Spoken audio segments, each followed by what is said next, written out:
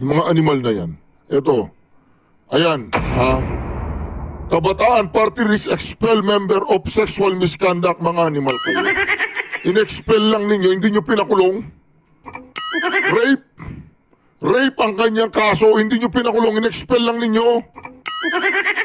Tatlo daw yan tatlo Isa lang nga yata yung in-expel In-expel lang ninyo, hindi nyo kinulong, hindi nyo inabla, hindi nyo dinimanda yung miyembro nila. Tapos, kayong mga kabataan, kabaklaan. Mga animal kayo dyan, in-expel lang ninyo. Talaga bang mga demonyo kayo dyan, hindi nyo dinala sa batas? Hindi nyo dinimanda ang ginawa niya doon sa isang kabataan na membro ninyo?